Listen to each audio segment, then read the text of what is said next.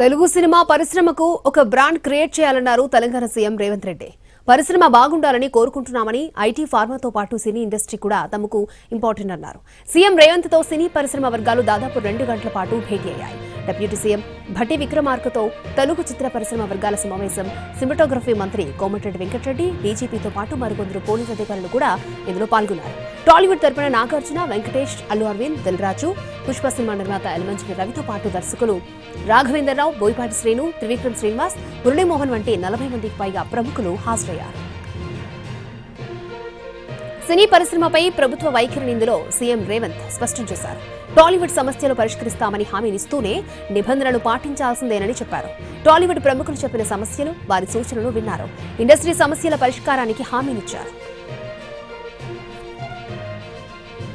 పెద్ద హీరోలు, భారీ బడ్జెట్ సినిమాలకు బెనిఫిట్ షోలు, స్పెషల్ గా టికెట్ రేట్ల పెంపు ఉండాలని, లేకపోతే నష్టపోతామని సినీ పెద్దలు సీఎంను కోరారు. అయితే అసెంబ్లీలో చెప్పిన దానికి కట్టుబడి ఉన్నామని ప్రభుత్వం మరొకసారి స్పష్టం చేసింది. బెనిఫిట్ షోలు, టికెట్ రేట్ల పెంపు ఉండబోదని తెలిపింది. అలాగని తాము సినీ పరిశ్రమకు వ్యతిరేకం కాదని స్పష్టం చేసింది.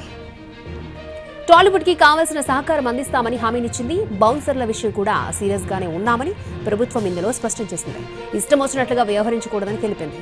ఫ్యాన్స్ ని కంట్రోల్ చేయాల్సిన బాధ్యత సెలబ్రిటీలదే అని ప్రభుత్వం స్పష్టం చేసింది. ముందస్తు అనుమతులు, తగిన బందోబస్తు ఉంటేనే ఈవెంట్లకు అనుమతులిస్తామని తెలిపింది. నిబంధనలు పాటించాల్సిందేనని తెలియజేసింది. గతంలో ఓ సినిమా ఈవెంట్ కు సంబంధించి ఎంతమందికి పాసులు ఇచ్చారో కూడా స్పష్టత ఇవ్వలేదని చెప్పింది.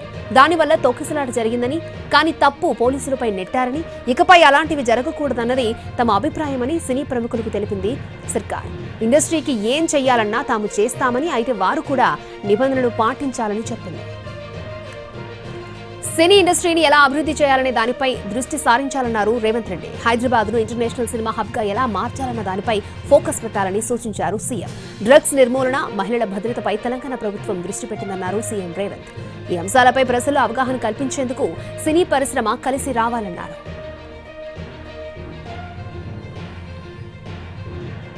తెలుగు సినిమా ప్రపంచ స్థాయికి చేరడానికి పరిశ్రమ, ప్రభుత్వం కలిసి పనిచేయాలని నిర్ణయించామన్నారు ప్రొడ్యూసర్ దిల్ రాజు.